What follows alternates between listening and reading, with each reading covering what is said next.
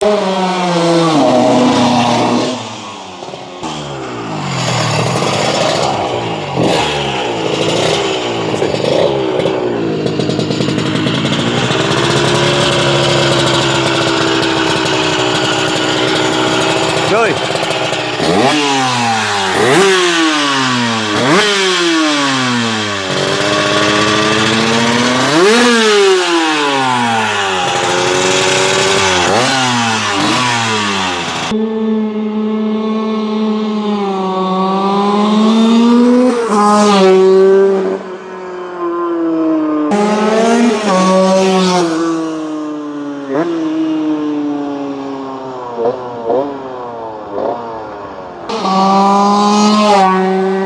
What do you think of that, Moses? The bike can stand the show this morning. Amen.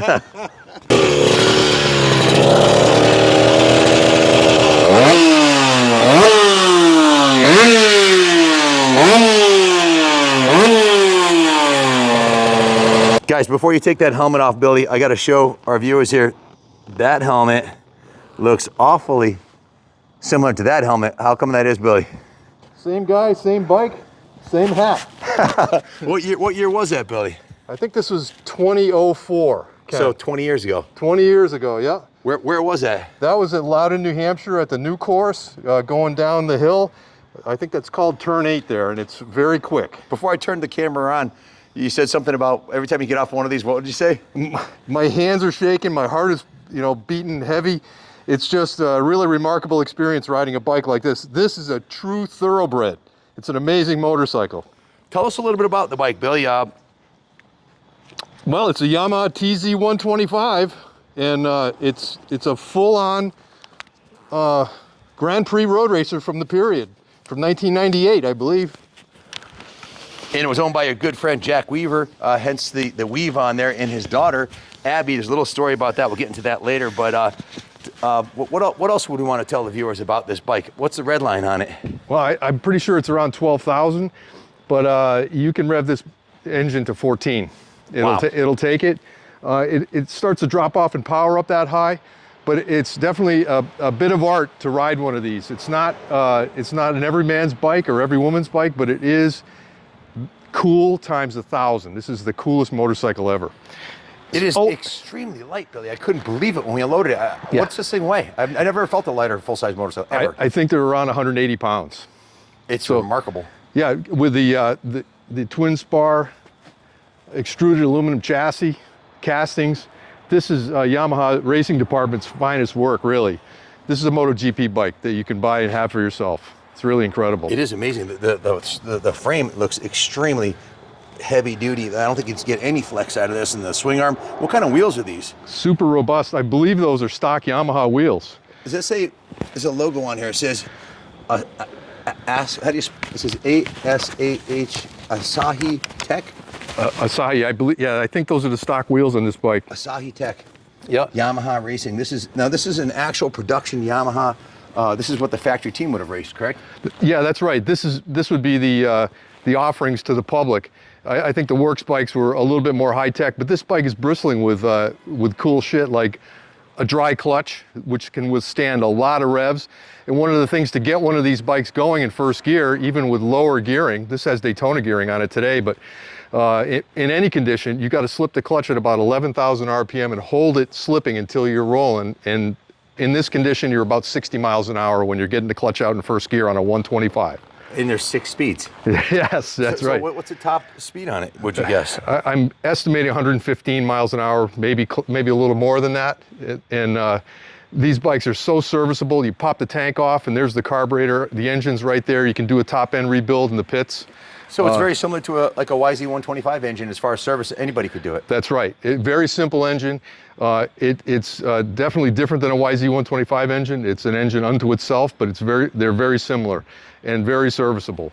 How many horsepower would you guesstimate? I would guess probably 35. Yeah. Somewhere in that vicinity, maybe 40, somewhere in there. We'd have to put it on the dyno to get a real good number.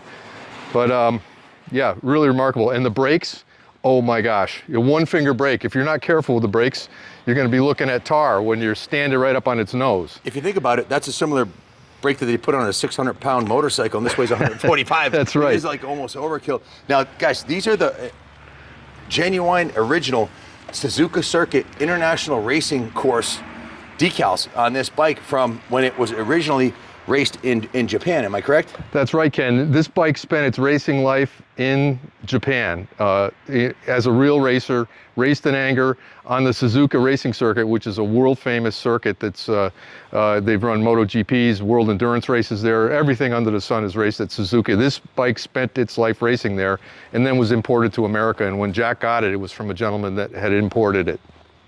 Jack Weaver. Yep. Very, very cool. Yes. Michelin tires, front and rear. Morgan Racing, carbon fiber and aluminum exhaust. It's all safety wired. Is this thing ready to go back on? What would you have to do to put this back on the track? Put fuel in it. Put fuel in it? Yeah, maybe a new set of tires because they've been around a while.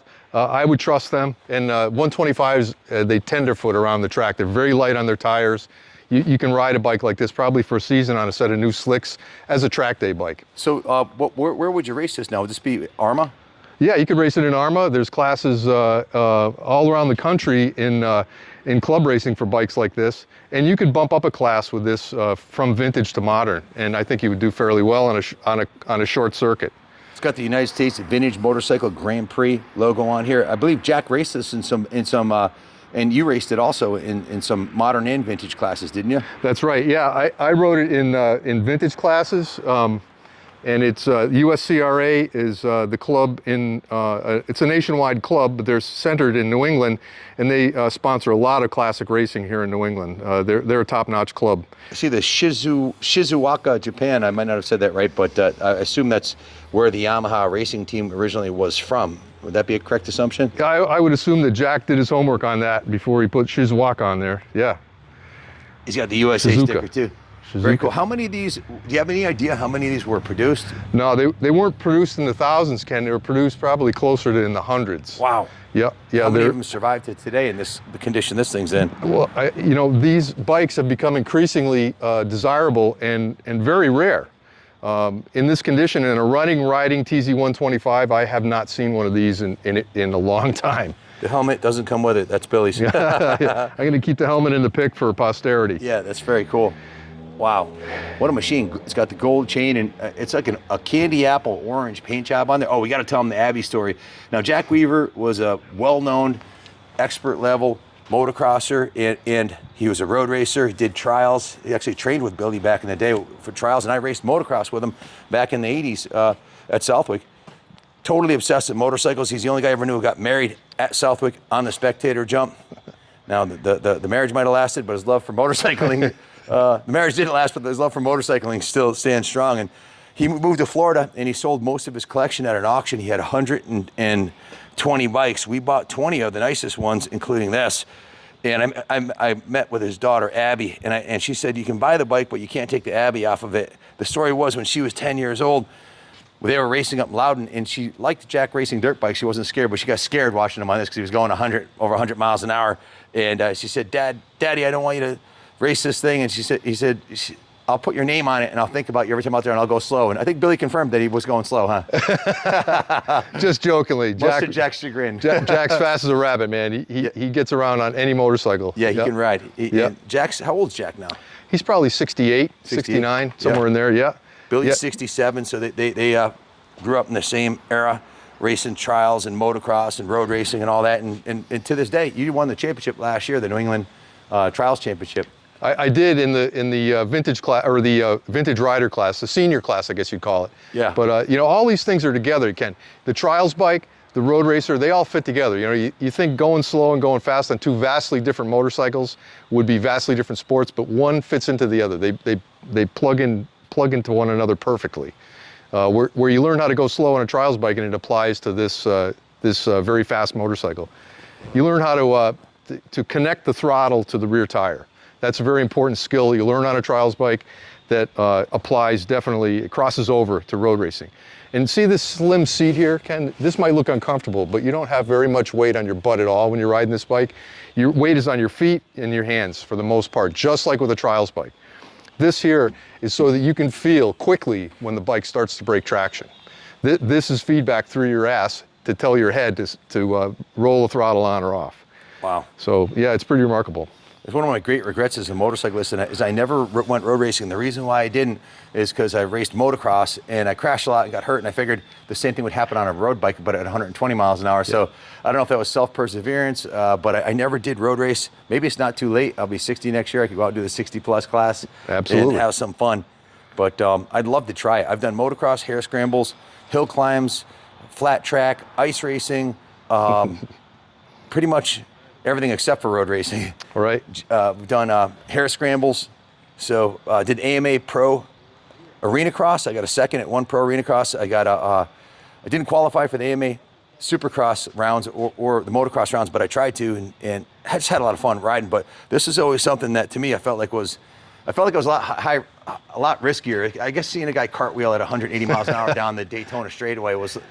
Yeah. When I was watching and I was in my 20s, I was like, I don't think I want to do that. You know? Right, yeah. So, well, nobody wants to crash, but I really enjoy the experience of going fast on a motorcycle. This is a 125 you can go really fast on. And the cool part about it is, if you're there on a track day, say, with this 125 and there's a bunch of fast Ducatis around, they may pass you on the straightaway, but in the corner, these bikes carry so much corner speed, it makes a better rider out of anyone who gets their hands on one.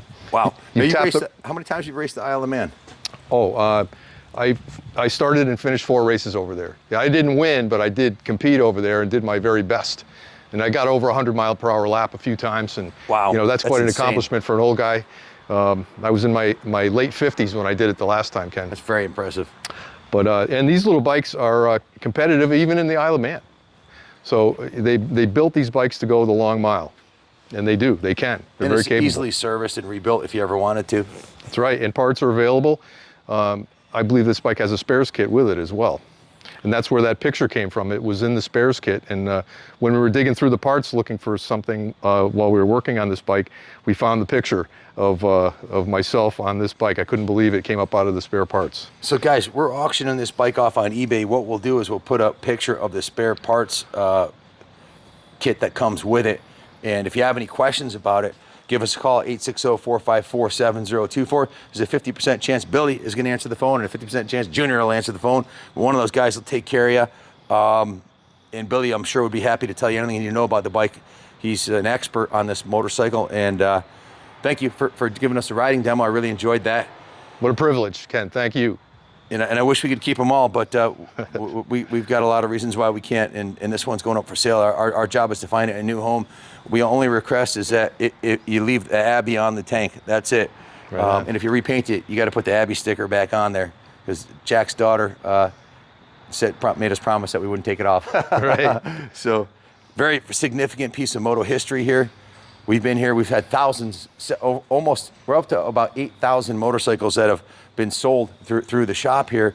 And at this, we're number one gas. We sold 66 Stark alone last month. So we sell a lot of motorcycles, but we've never had even a single TZ125 roll through our door in the over a decade we've been here. Not one, not on display, not for show, nothing. So Billy said they were in the hundreds.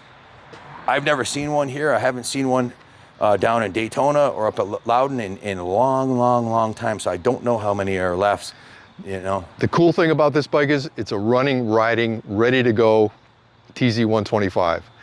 Starts immediately, purrs like a kitten. Yeah. Jack was a professional painter and a professional mechanic, so he took really good care of his bikes, and this is one of the diamonds of the collection. Give us a call, 860-454-7024. Absolutely an investment quality bike. We can finance this for you, ship it anywhere in the world, and we offer the ability to take trade-ins also. So just give us a call if you want this bike. Junior will make it possible for you to have it. Thanks for watching. Thank you, Billy. Thanks, Ken. And as always, God bless America.